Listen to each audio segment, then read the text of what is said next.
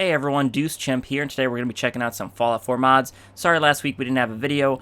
My hard drive, or one of my hard drives, died, and after that I was like, you know what, I'm too angry to do anything, so we didn't release a video.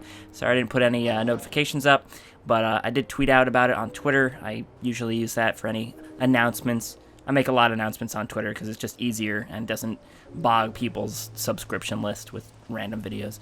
So anyhow, we got a whole bunch of weapons today. Really some fantastic weapons, so let's get to it.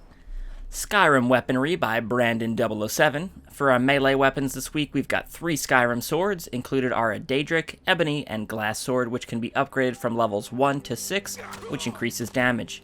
Swords look good and do a hefty amount of damage with a medium swing speed.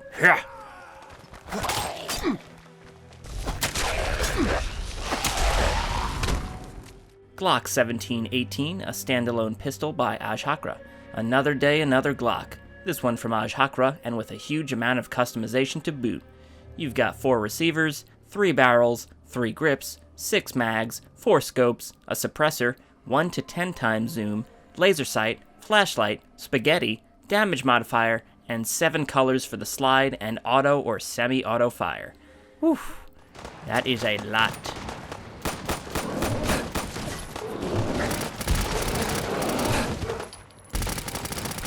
Beretta 92 FS Sword Cutlass by BloodFree. This pistol has limited customization but makes up for it in looks and damage. There are 9 receivers, 2 barrels, 3 grips, and 2 magazines. There are no changes to the weapon cosmetically, but the texture is great with some really beautiful detail on the weapon. Star Wars DC-15A Blaster Rifle by DMagnus. This weapon has custom sound effects along with some sweet customization too.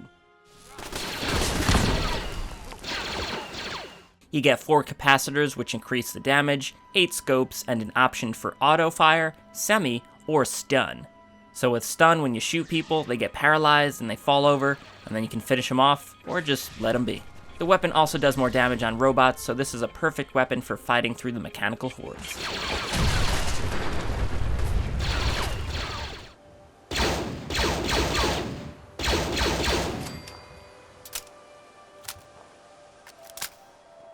KREBS AK by FXOX01, Haru, Sava41, and Oh Dear. The KREBS looks, feels, and sounds badass. You also get 5 receivers, 2 barrels, 3 stocks, 7 scopes, suppressor, vertical grip, damage modifier, and 6 skins. I love my skins. Look, they're all different. Oh boy, this one's a different color from this one. We use different paint on different weapons.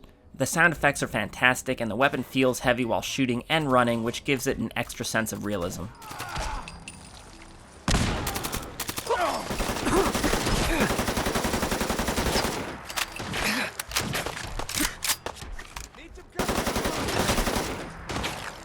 Shiny Haxorus is at it again, this time with a beautiful bullpup. Included are 2 receivers, 2 magazines, 7 suppressors, flashlight, laser light, auto or semi-auto, 5.56 or 10mm caliber. And there's also an option for a hand grip and a damage modifier. You can also personalize your weapon with 12 skins to choose from, which is always my favorite part. Ooh, look at all those.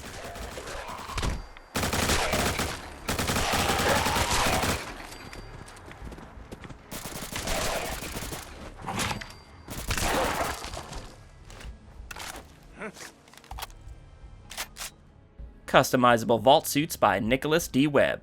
Speaking of making things different colors, this mod allows you to go crazy with any vault suit. Simply take your suit to an armor bench and pick from a multitude of primary and secondary colors and patterns. Options for decals are included as well, ranging from factions, vault numbers, and random decals like blood, skee ball, and other exciting pastimes. This mod also has options to allow adjustments to the Proto Vault Suit by Nitronizer and Badass Vault Dweller Long Coat by Efrus and Catwoman 1989 if you've got those. And they do look pretty good. Sanctuary Western City by Quiet Van D. We've got something a little bit different this week. We're doing a blueprint build, our first blueprint build in fact. These have been around for a while, I think at least a year or so. Basically, a blueprint build is when someone exports their settlement, then you download it and use Transfer Settlements by C. Dante to import them. I usually don't do these because they require you to delete everything or to download 100 mods, so I usually don't touch them, but I saw this and it looked awesome. This is a western city that replaces Sanctuary, and while it does require a few mods, like I said, it's not a ludicrous amount that you're gonna go crazy over. Overall, it adds a ton of stuff, and 100% feels like a western city. You will have to clear everything yourself before you set up the blueprint, but Western City looks fantastic though, and your settlers will get accustomed to it after a few days of in-game time while you're exploring somewhere else. Your frame rate will probably take a hit, but only when you're looking at a whole ton of stuff in one shot. I think I got down to 20 frames, but besides that, it wasn't that bad. Most of the time though, walking through buildings, not a problem. Plus, it probably depends on how many settlers you have. I had about 34, I think, which is kind of a lot, so if you have less, it's probably better. Very nicely done, and can't wait to spit in some buckets. Is that what they do? Is that what cowboys do? They spit in buckets? I don't know. They spittoon. Yeah, I know what I'm talking about. Weird Mod of the Week. Assaultron Gender by redportal. If you wanted the uncanny valley to apply to reproductive organs, then today is a happy day. Assaultron Gender does exactly what it says and provides a number of robotic parts for you to place and peruse. You've got male and female Assaultron legs, and the same goes for Assaultron torsos. You can also mix and match if you like. And as you can see here, I've created some of the most horrifying robots. I don't know how they'll kill you, but I don't want to find out. It's, yeah.